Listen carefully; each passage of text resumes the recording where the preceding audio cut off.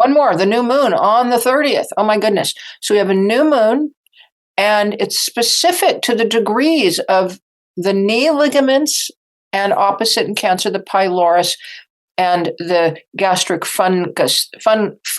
It shouldn't be fungus. Fundus. The computer does that when it doesn't recognize a word. So annoying. Oh, what was it? What's the actual word?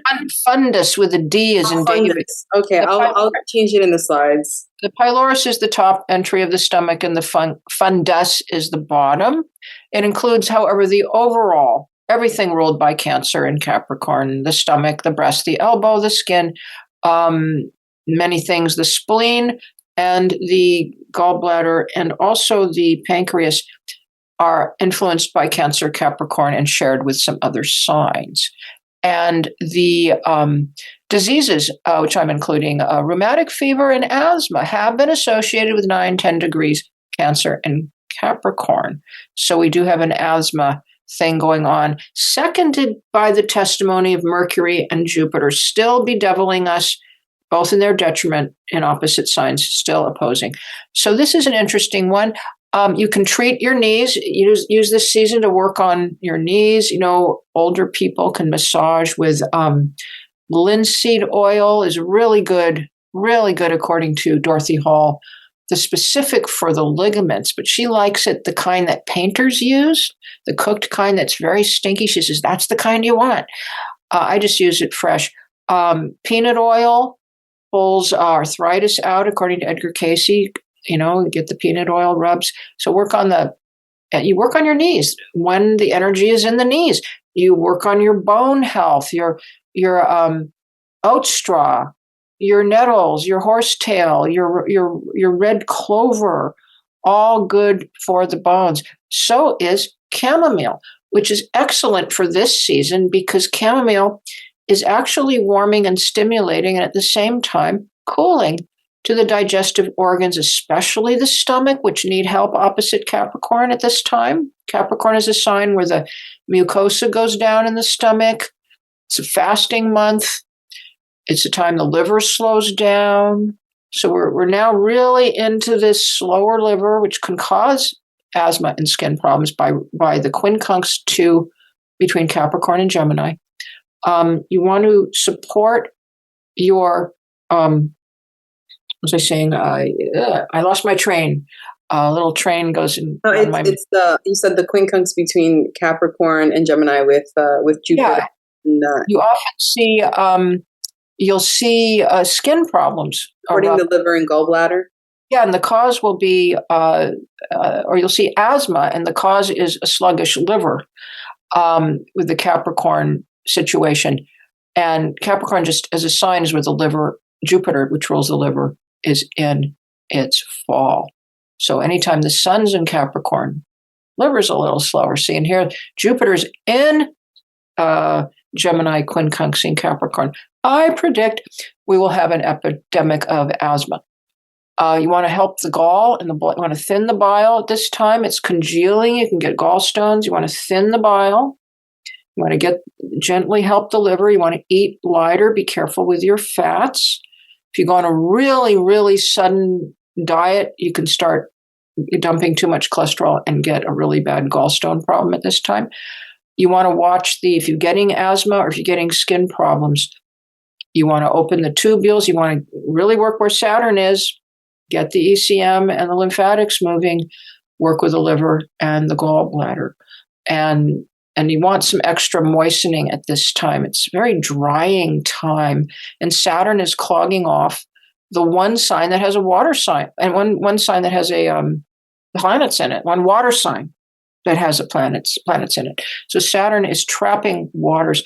So marshmallow, chickweed, even though they're cooling, they might be needed to bring moisture into the cells, your mucilages, because Saturn and Capricorn, though Capricorn is cold, it's one of the signs that traps internal heat.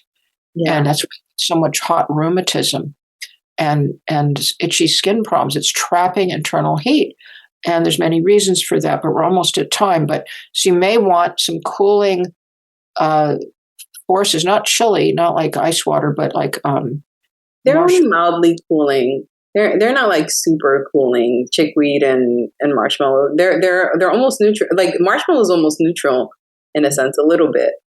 Well, that's good. That's good. That's what we need. We need something to bring a better mucous membrane, better moistening to the cells, and the skin closes down in Capricorn.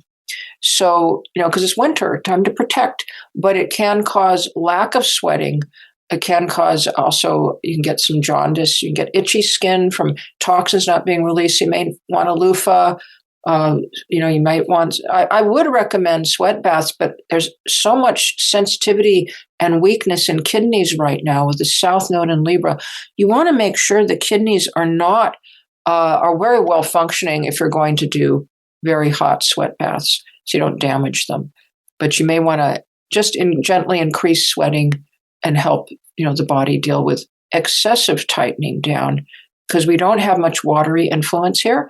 And Saturn, Neptune doesn't count that much because it's an outer planet, but Saturn, our only Ptolemaic planet, is in our only water sign that has a planet. And there's still all these hot influences from Leo going on. And it's an odd picture. So that's what I can do to help allay these issues. But Capricorn's a wonderful time for making one last comment, your roots. Root season, energies in the roots. So those who harvest your roots, the new moon, you begin the first quarter, your best time, even the whole 2 first quarters for your harvesting your roots. Some people like the last quarters for harvesting roots because they think the energy goes down even further. I don't know. The new moon always has more life in it. That's up for grabs. But, maca root, rhodiola, ginseng. I would even say dandelion root because... Yes. Oh, perfect. Yeah. That is the perfect one. It helps breast tissue. It helps all those organs. It's probably thank you, Melissa. Our best season's pick would be Anima Mundi's golden chai with turmeric root spices. That I would highly recommend that product. And also the golden moon milk is what you're talking about. Yes, golden moon milk. And I'd highly recommend maca root, which is not going extinct. And your turmeric, very good. And that's in the moon milk. That's delicious with the spices. And the ginger is wonderful at this time to warm the stomach, because stomach energy is at its weakest. It's opposite Capricorn. Capricorn gets dry stomach. Why? The moon is in detriment in this sign. I've noticed that. I've noticed the dry stomach with Capricorn. Sometimes I'll have like a tinge of nausea in the morning if I wait too long to eat on Capricorn moons. It's so specific. It's crazy. Yes. Also, the uterus suffers in Capricorn. Every client I had with moon in Capricorn in the old days had a thoughtless hysterectomy from fibroids. So you want to help the uterus and the female system at this time, which has been getting trounced by Mars, and want to help the stomach, want to moisten, you want to soften, you want to open, get sweating going, thin the bile, help the liver. If you're able to fast and feel like fasting, this is your season. And nourish your bones. Mm-hmm. And on that note, we're at an hour and a half. I can stay a few minutes for questions, if only if you can, Melissa.